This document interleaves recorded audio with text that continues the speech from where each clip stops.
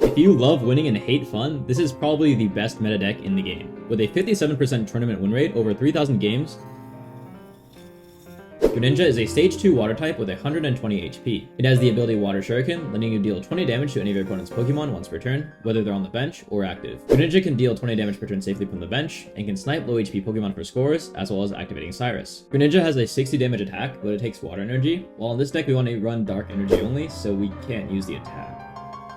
You could use Misty for the attack, but I find other cards are more worth it. Damage. Greninja evolves from Frogadier, who has a 1-cost colorless attack, dealing 30 damage. Note that this is colorless, meaning we can use our Dark Energy. It does deal 10 more damage than Darkrai's ability, which can be relevant, especially if you're against low HP Pokemon like Manaphy or Fire types. And also note that we only run 1 Leaf and no X-Speed, and the entire Greninja line has a 1 retreat cost. However, most of the time you'll just be stacking energy on Darkrai to get its attack faster. Frogadier evolves from Froakie, dealing 10 damage for 1 colorless. Our other carry is Darkrai EX with the ability Nightmare Aura, dealing 20 damage to the opponent's active each time you attach Dark Energy to Darkrai. This is another point of damage you can hit with safely from the bench. Darkrai also has a 3-cost attack, Dark Prism, dealing 80 damage. Combined with Nightmare Aura, that's 100 damage, and with Greninja, it's 120 damage per turn, up to 140 with 2 Greninjas. The real strength is being able to attack whoever we want with Shurikens, and Cyrusing them in for a one-shot with Darkrai. Cyrus lets you choose one of your opponent's bench Pokemon and drag them into the active, letting you attack them directly. Simply Shuriken anyone in the 120 damage range, Cyrus them in, and finish them off with Darkrai's energy and attack, getting critical scores and shutting down scalers like Magneton. With 2 Greninjas, that's up to 140, one-shotting Darkrai and Magneton as well. Since they deal damage with abilities, we can safely hide both behind a tank.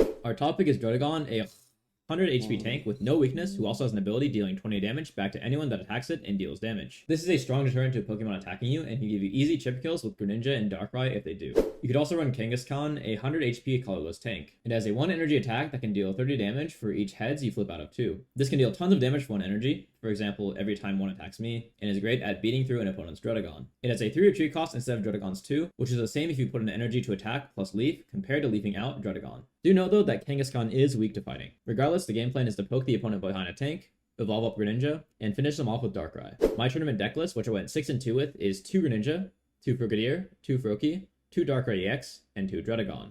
Then 2 Cyrus, 2 Proc Research, 1 Leaf, 2 Pokeballs, 2 Pokemon Communications, and 1 Potion.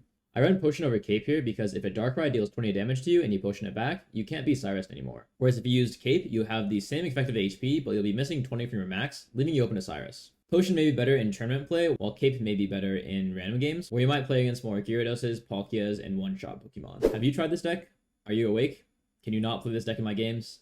Let me know in the comments down below. Drop a sub on YouTube for more guides.